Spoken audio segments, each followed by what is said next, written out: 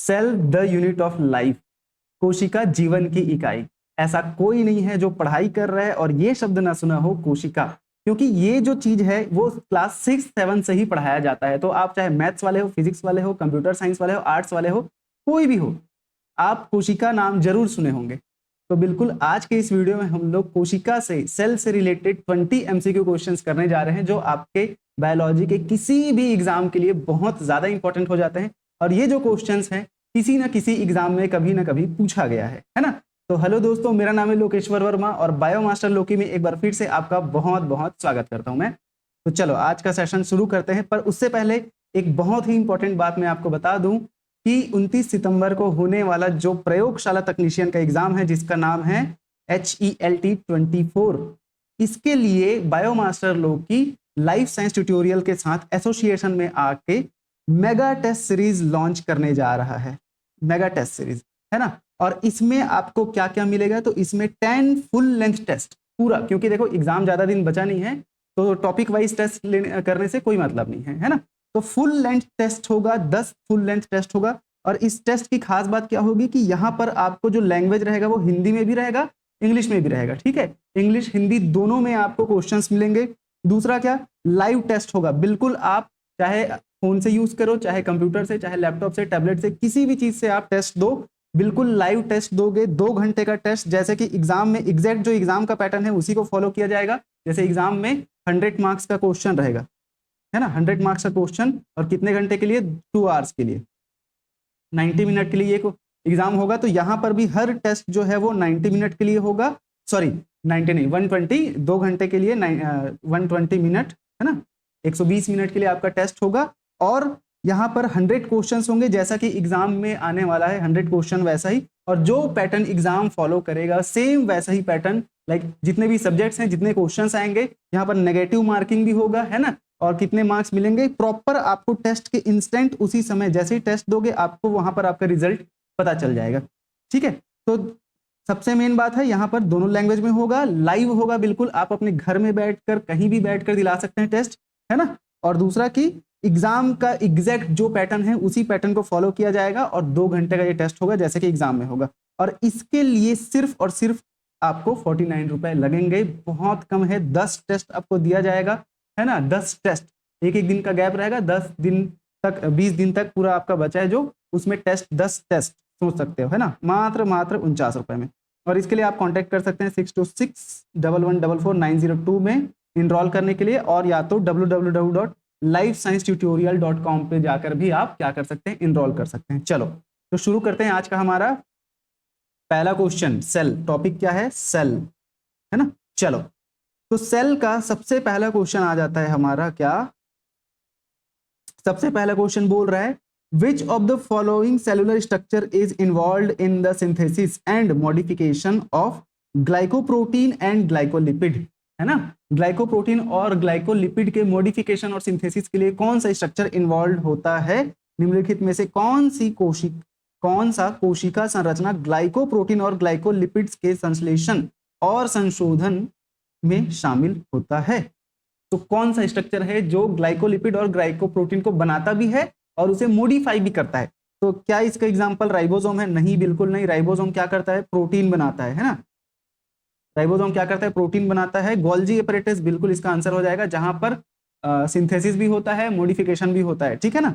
और फिर आगे बोल रहे हैं एंडोप्लाज्मिक रेटिकुलम नहीं होगा, और फिर लाइसोसोम ये भी नहीं होगा इसका आंसर। तो गोल्जी बॉडी इसका आंसर हो जाएगा।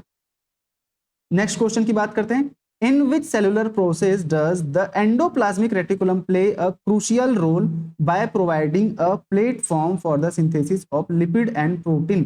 तो बोला जा रहा है किस कोशिकीय प्रक्रिया में एंडोप्लाज्मिक रेटिकुलम महत्वपूर्ण भूमिका निभाता है, जो लिपिड्स और प्रोटीन के संश्लेषण के लिए एक मंच प्रदान करता है। तो इसका आंसर हो जाता है क्या, सेलुलर रेस्पिरेशन नहीं होगा, है ना। यहां पर बोला जा रहा है एंडोप्लाज्मिक रेटिकुलम की बात की जा रही है, ठीक है। एंडोप्लाज्मिक रेटिकुलम, अंतःप्रदवी जालिका जिसको बोलते हैं, है ना। तो ईआर की बात की जा रही है, यहां पर होता क्या है, तो बिल्कुल इसमें प्रोटीन सिंथेसिस होता है। एंडोप्लाज्मिक रेटिकुलम के 2 टाइप होते हैं, एक होता है RER, रफ एंडोप्लाज्मिक रेटिकुलम, और एक क्या होता है SER, स्मूथ एंडोप्लाज्मिक रेटिकुलम। तो RER को रफ एंडोप्लाज्मिक रेटिकुलम क्यों बोलते हैं? क्योंकि यहाँ पर प्रेजेंट होता है क्या? राइबोसोम, है ना, राइबोसोम प्रेजेंट होता है और यही राइबोसोम क्या करता है? सिंथेसिस ऑफ प्रोटीन, है ना, प्रोटीन बनाने का काम करता है। ठीक है, राइबोसोम को क्या बोलते हैं? प्रोटीन फैक्ट्री बोलते हैं ना, तो इसीलिए राइबोसोम यहाँ पर प्रेजेंट होता है और यहाँ पर क्या बनता है? प्रोटीन बनता है। और वैसे ही SER है, यहाँ पर क्या बनता है? तो यहाँ पर बनता है लिपिड बनता है। ठीक है, स्मूथ एंडोप्लाज्मिक रेटिकुलम में लिपिड बनता है। तो इस यहाँ पर तो लिपिड ऐसा कुछ दिया नहीं है, इसीलिए प्रोटीन सिंथेसिस इसका आंसर हो जाएगा। ठीक है, नेक्स्ट क्वेश्चन की बात करते हैं अपन, third question. The structure component of the eukaryotic cells cytoskeleton responsible for maintaining cell shape and enabling cell motility is, तो बोला जा रहा है यूकेरियोटिक कोशिका के साइटोस्केलेटन का संरचनात्मक घटक जो कोशिका के आकार को बनाए रखने और कोशिका की गति को सक्षम करता है, वह है कौन सा स्ट्रक्चर है जो सेल के शेप को बनाए रखता है ना? तो यहां पर बिल्कुल इसका आंसर माइक्रोफिलामेंट नहीं होगा, माइक्रोट्यूब्यूल इसका आंसर हो जाएगा, इंटरमीडिएट फिलामेंट भी नहीं होगा और सेंट्रियोल भी नहीं होगा। हर एक स्ट्रक्चर का आपको फंक्शन आगे आने वाले सारे क्वेश्चंस में मिलेंगे। क्वेश्चन जो है वो सबसे अच्छा तरीका होता है किस चीज के लिए? प्रैक्टिस के लिए, है ना, क्योंकि क्वेश्चन से ही आपको पता चलता है कि भाई मेरे को पता कितना है। ठीक है, चलो फोर्थ क्वेश्चन की बात करते हैं। तो how do the ribosome attach to the endoplasmic reticulum differ from the free ribosome in the cytoplasm? Endoplasmic reticulum से जुड़े राइबोसोम साइटोप्लाज्म में मुक्त राइबोसोम से कैसे भिन्न होते हैं, है ना? जो साइटोप्लाज्म में राइबोसोम प्रेजेंट होते हैं वो और जो एंडोप्लाज्मिक रेटिकुलम में प्रेजेंट होते हैं राइबोसोम, उन दोनों में क्या डिफरेंस है, कैसे वो दोनों अलग होते हैं?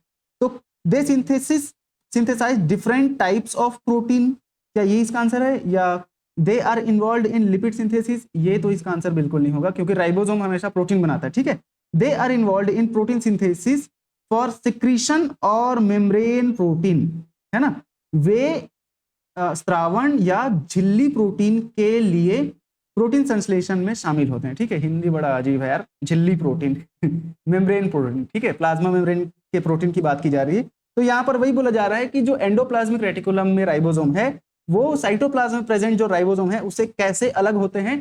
तो बिल्कुल जो एंडोप्लाज्मिक रेटिकुलम में राइबोसोम प्रेजेंट होते हैं वो क्या करते हैं? प्लाज्मा मेम्ब्रेन में जो प्रोटीन्स प्रेजेंट होते हैं, peripheral protein and integral protein, यही सब प्रोटीन को बनाने का काम कौन करता है? तो हमारा एंडोप्लाज्मिक रेटिकुलम में प्रेजेंट जो राइबोसोम है वो करता है। ठीक है ना, तो याद रखना ER में दो टाइप होता है, RER और SER, RER एंड SER। तो RER क्यों? क्योंकि इसमें राइबोसोम प्रेजेंट है और यही राइबोसोम क्या बनाता है? प्रोटीन बनाता है। और ये कौन सा प्रोटीन है?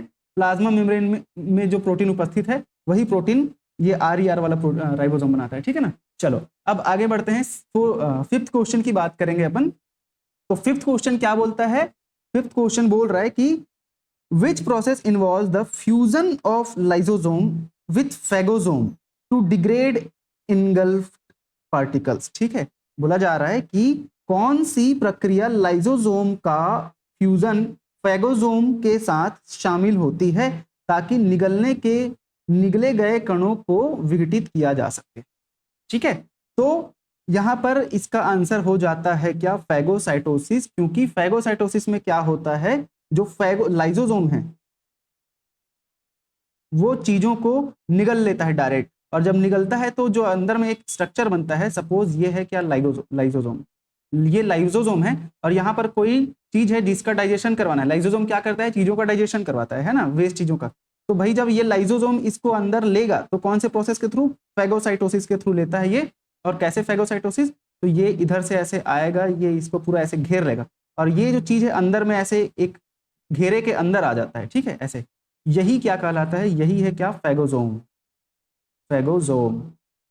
और इस प्रोसेस को क्या बोलते हैं? तो इस प्रोसेस को बोलते हैं फैगोसाइटोसिस। ठीक है ना, चलो आगे बढ़ते हैं अपन सिक्स क्वेश्चन की तरफ। What is the role of nuclear lamina in regulation of nuclear activities? तो नाभिकीय लेमिला, न्यूक्लियर लेमिना की नाभिकीय गतिविधियों के नियंत्रण में क्या भूमिका है ना? क्या भूमिका है बताओ? नाभिकीय गतिविधियों में न्यूक्लियर लेमिना की क्या भूमिका है? तो डीएनए रेप्लिकेशन में बिल्कुल नहीं, आरएनए सिंथेसिस में भी नहीं, ये providing structural support and organizing chromatin. तो बिल्कुल ये इसका आंसर हो जाता है। जो न्यूक्लियर लेमिना है वो न्यूक्लियस के अंदर जो प्रोसेस होता है उसमें providing structure support and organizing chromatin, इस प्रोसेस में हेल्प करता है। कौन? Nuclear lamina. ठीक है ना, क्या बोला जा रहा है? संरचनात्मक समर्थन प्रदान करना और लिखा जा रहा है क्रोमेटिन को व्यवस्थित करना, ये इसका काम होता है। किसका? Role of nuclear lamina. ठीक है, न्यूक्लियर लेमिना का काम। ठीक है, प्रोटीन डिग्रेडेशन ये नहीं होगा। चलो 7th क्वेश्चन की अगर हम बात करेंगे तो 7th क्वेश्चन बोला जा रहा है in the context of signal transduction which cellular component is crucial for the amplification of signals. ठीक है, सिग्नल ट्रांसडक्शन के टाइम पर, सिग्नल ट्रांसडक्शन के संदर्भ में सिग्नल्स के प्रसार के लिए कौन सा कोशिकीय घटक महत्वपूर्ण है? ठीक है ना, सिग्नल ट्रांसडक्शन के समय सिग्नल को और एम्प्लीफाई कर देने में कौन हेल्प करता है? तो बिल्कुल रिसेप्टर तो नहीं होगा, रिसेप्टर सिग्नल को रिसीव करता है, एक्सेप्ट करता है। ठीक है, रिसेप्टर सिग्नल को रिसीव करता है, लेकिन रिसेप्टर के बाद आता है सेकेंडरी मैसेंजर। ये क्या करता है? सपोज ये क्या है? प्लाज्मा मेम्ब्रेन, और नहीं ऐसे नहीं बनाते, अपन बनाएंगे ये सपोज सेल है और यहाँ पर प्रेजेंट होते हैं क्या? रिसेप्टर। ठीक है, तो इधर से कोई सिग्नल आ रहा है, ये यहाँ पर आके इस रिसेप्टर के साथ जुड़ेगा और अपना सिग्नल दे देगा इस रिसेप्टर को। फिर सिग्नल रिसेप्टर्स के नीचे प्रेजेंट होता है यहाँ पर सेकेंडरी मैसेंजर। ये सेकेंडरी मैसेंजर इस सिग्नल को और एम्पलीफाई कर देते हैं और जहां पर उस सिग्नल को भेजना रहता है उधर भेज देता है ना। सपोज न्यूक्लियस के अंदर भेजना होगा तो न्यूक्लियस के अंदर भेज देगा, या किसी ऑर्गेनेल के अंदर भेजना है तो वहां भेज देता है। तो सेकेंडरी मैसेंजर ही क्या करता है? सिग्नल को एम्पलीफाई कर देता है ना, सिग्नल को और ज्यादा बढ़ा देता है। ठीक है, चलो ट्रांसक्रिप्शन फैक्टर की तरह नहीं, प्रोटीन काइनेसिस नहीं होगा। ठीक है ना, चलो प्रोटीन काइनेज। हाँ, अब क्वेश्चन 8 की बात करते हैं। तो the process of programmed cell death, या जिसको एपोप्टोसिस बोला जाता है, involves which of the following cellular events, है ना। प्रोग्राम्ड सेल डेथ या एपोप्टोसिस की प्रक्रिया में निम्न में से कौन सा कोशिकीय घटना शामिल होता है? एपोप्टोसिस में कौन सी कोशिकीय घटना शामिल होती है? तो डीएनए स्वेलोइंग और बर्स्ट, कोशिका का फूलना और फटना, ये नहीं होगा इसका आंसर। कोशिका फूलता नहीं है, कोशिका सिकुड़ जाता है। ठीक है ना, और बोला जा रहा है DNA fragmentation and cell shrinkage, बिल्कुल श्रिंकेज इसका आंसर आएगा। तो इसका आंसर डी हो जाता है, सॉरी बी हो जाएगा। ठीक है, इंक्रीज्ड बोला जा रहा है डीएनए खंडन और कोशिका का सिकुड़न, कोशिका जो है वो सिकुड़ जाता है। ठीक है, इसीलिए इसका आंसर बी हो जाएगा। एपोप्टोसिस याद रखना, कोशिका क्या हो जाता है? सिकुड़ जाता है।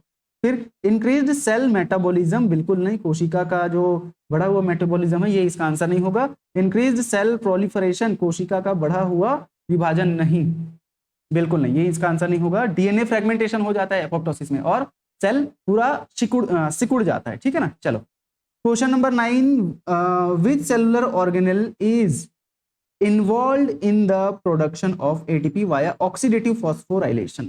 ठीक है, कौन सा कोशिका अंग ऑक्सीडेटिव फॉस्फोराइलेशन के माध्यम से एटीपी के उत्पादन में शामिल होता है? तो हर किसी को पता होगा बचपन से, एटीपी बनाने का काम कौन करता है? एटीपी बनाने का काम कौन करता है? तो ये करता है कौन? माइटोकॉन्ड्रिया, है ना। माइटोकॉन्ड्रिया को और क्या बोलते हैं? इसको बोलते हैं powerhouse of the cell, है ना। माइटोकॉन्ड्रिया को powerhouse of the cell बोलते हैं। तो एटीपी जो है माइटोकॉन्ड्रिया के अंदर ही बनता है। माइटोकॉन्ड्रिया इसका आंसर हो जाएगा, जहां पर रिएक्शन कौन सा होता है? ऑक्सीडेटिव फॉस्फोराइलेशन रिएक्शन होता है, याद रखना। ठीक है, ऑक्सीडेटिव फॉस्फोराइलेशन।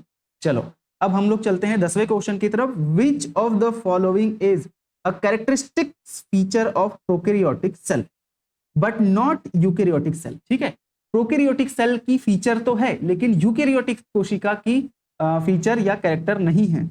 ठीक है, तो देखते हैं इनमें से कौन सा ऑप्शन हो जाएगा।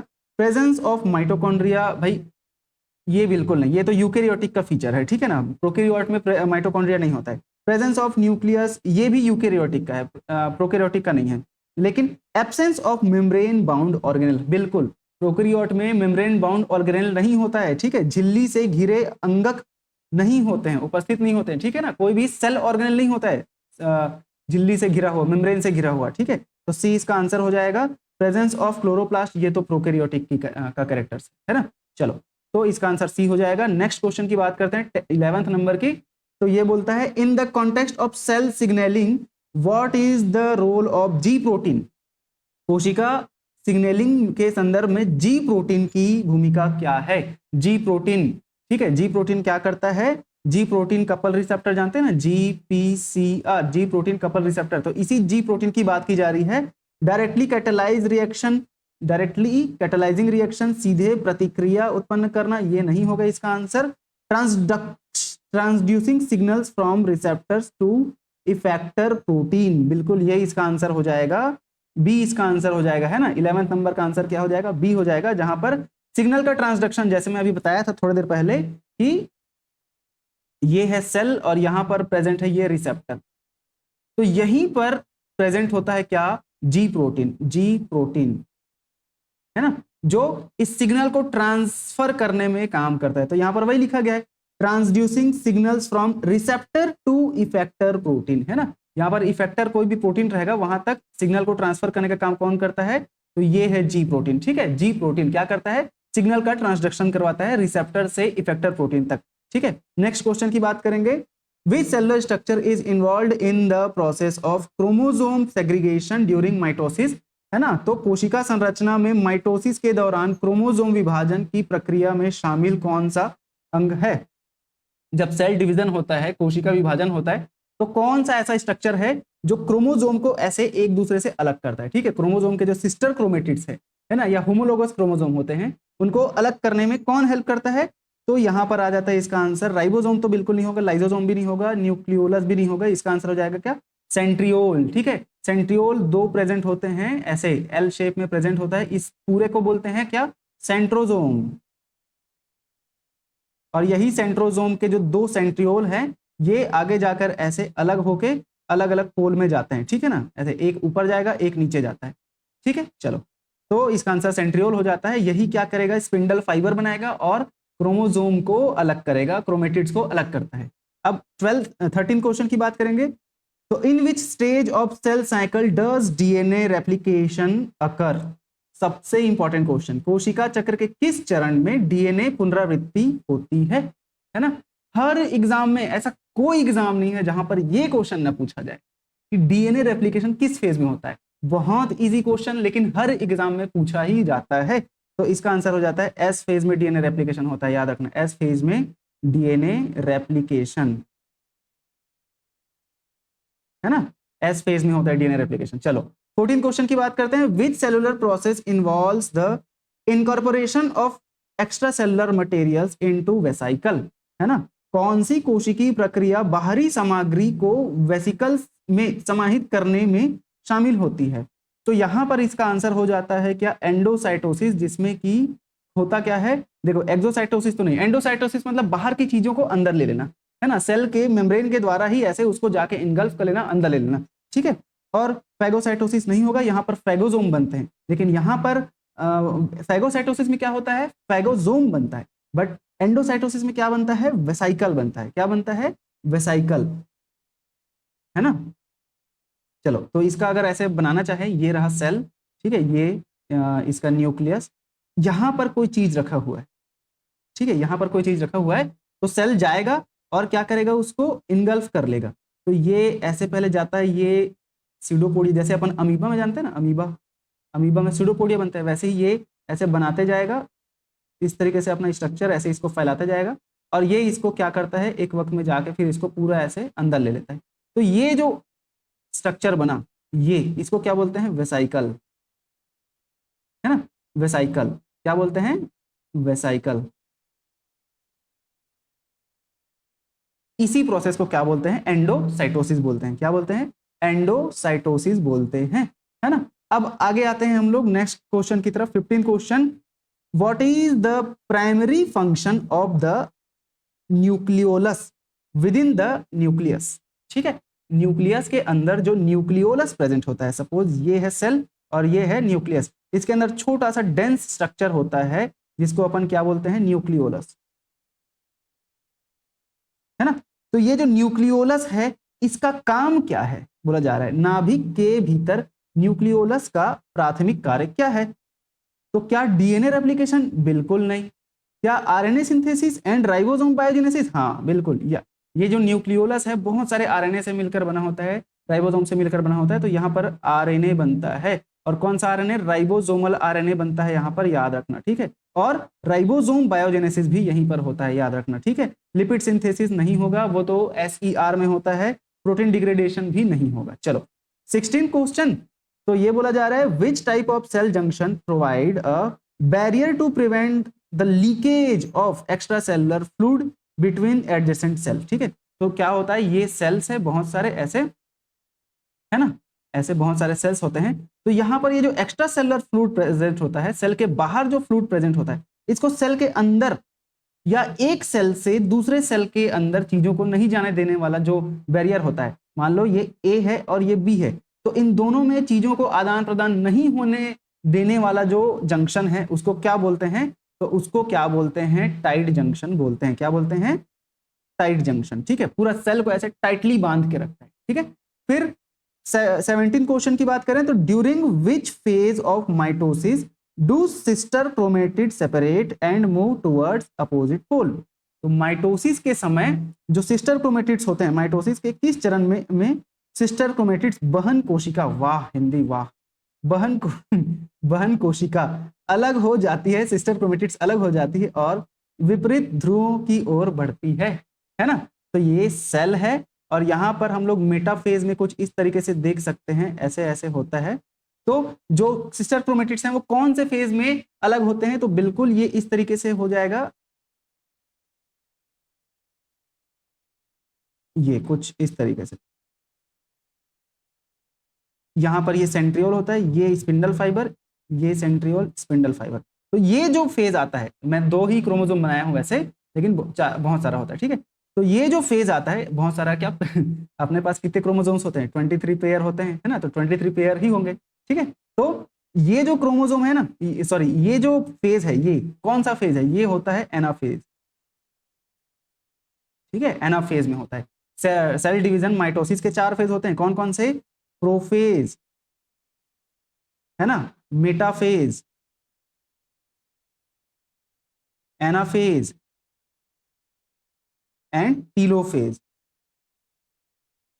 ठीक है, 4 फेज होते हैं। इसको याद कैसे रखना, तो P prophase, M metaphase, anaphase and telophase, P MAT याद रखना, पी मैट ये याद रखना, ठीक है, पी मैट सीक्वेंस याद रखना, आता है को एग्जाम में, ठीक है। अब तो इसका आंसर हो जाएगा एनाफेज हो जाता है। हम 18 क्वेश्चन की बात करेंगे। In which cellular process is endosome involve specifically in the transport and sorting of endocytosed material. तो किस कोशिकीय प्रक्रिया में एंडोसोम शामिल होता है, विशेष रूप से एंडोसाइटोज किए गए सामग्री के परिवहन और वर्गीकरण में। तो एंडोसोम जो है वो किस में शामिल होता है, तो बहुत इजी एग्जांपल है ना, ये तो बहुत इजी क्वेश्चन है, एंडोसाइटोसिस में। भाई एंडोसोम, ये जो एंडोसाइटोसिस बनता है ना, ये ऐसे सेल अंदर ले लेता है कोई भी चीजों को, तो यहाँ पर ये जो स्ट्रक्चर बन रहा है इसी को ही तो एंडोसोम बोल रहे हैं, इसी को ही वेसाइकल भी बोल रहे हैं, है ना। तो एंडोसोम जो है किसमें इन्वॉल्व है, एंडोसाइटोसिस में। तो इसका आंसर क्या हो जाएगा, एंडोसाइटोसिस। 19 क्वेश्चन की बात करेंगे, what is the role of centrosome in cell division. अभी जो बताया सेल डिवीजन, उसमें सेंट्रोसोम का क्या रोल होता है, तो सेंट्रोसोम 2 सेंट्रियोल से मिलकर बना होता है, ठीक है ना। सिंथेसाइज राइबोसोमल आरएनए, बिल्कुल नहीं, राइबोसोमल आरएनए तो न्यूक्लियोलस में बनता है। और organize microtubules and form the mitotic spindle, तो बिल्कुल ये इसका आंसर हो जाता है, माइटोटिक स्पिंडल, है ना, माइक्रोट्यूब्यूल को व्यवस्थित करता है और माइटोटिक स्पिंडल का निर्माण करता है, कौन, सेंट्रोसोम, ठीक है। स्टोर जेनेटिक मटेरियल नहीं होगा, ये तो न्यूक्लियस में होता है। और प्रोड्यूस सेलुलर एटीपी, तो ये माइटोकॉन्ड्रिया में होता है ना। हर क्वेश्चन में हम लोग सभी चीजों को बार बार रिपीट करते हुए जा रहे हैं, तो आपका जो कॉन्सेप्ट है ना वो बहुत ब्रशअप हो रहा है, ठीक है। चलो अब लास्ट क्वेश्चन आज का, विच protein complex is responsible for the transition from metaphase two anaphase during mitosis. Metaphase से एनाफेज में जाने के लिए कौन सा प्रोटीन रिस्पॉन्सिबल होता है, ठीक है, माइटोसिस में। माइटोसिस के दौरान मेटाफेज से एनाफेज में जाने के लिए, संक्रमण के लिए या ट्रांजिशन के लिए कौन सा प्रोटीन जटिल जिम्मेदार होता है, कौन सा प्रोटीन इंपॉर्टेंट होता है, रिस्पॉन्सिबल होता है। तो यहाँ पर बिल्कुल एनाफेज प्रमोटिंग कॉम्प्लेक्स एपीसी इसका आंसर हो जाता है, जो कि मेटाफेज से एनाफेज में जाने के लिए क्या करता है, प्रमोट करता है ना। मेटाफेज से एनाफेज में जाने के लिए कौन यूज होता है, APC, anaphase promoting complex use होता है ना, वही काम करता है। कोहेसिन कॉम्प्लेक्स नहीं होगा, सेंट्रोसोम कॉम्प्लेक्स नहीं होगा, centromere complex, and spindle assembly भी नहीं होगा, स्पिंडल असेंबली चेक पॉइंट जिसको सैक बोलते हैं, ये भी इसका आंसर नहीं होगा। तो चलो भाई, आज का सेशन यहीं पर खत्म करते हैं। 20 क्वेश्चन सेल कोशिका से अपन करें, बहुत इंपॉर्टेंट क्वेश्चन है। इन क्वेश्चंस को आप बार बार रिवाइज करो, ठीक है। और लास्ट बार और बता देता हूं कि प्रयोगशाला तकनीशियन का जो टेस्ट सीरीज है वो आप ज्वाइन कर सकते हैं। मेगा टेस्ट सीरीज होने वाला है, मात्र 49 रुपए में आपको प्रोवाइड किया जाएगा, ठीक है। 10 फुल लेंथ टेस्ट है, ठीक है, और लाइव होगा टेस्ट, बिल्कुल आप एग्जाम दे रहे हो घर में बैठ के, वैसा ही होगा, ठीक है। तो ये आप ज्वाइन कर सकते हैं, कॉल कर सकते हैं इस नंबर पे, और दूसरा livesciencetutorial.com पे जाकर भी इनरोल कर सकते हैं। चलो, तो बहुत बहुत धन्यवाद लास्ट में बने रहने के लिए, है ना। और सब्सक्राइब कर लें आप चैनल को, ऐसे ही और भी informative videos, question practice videos पाने के लिए। चलो, बहुत बहुत धन्यवाद।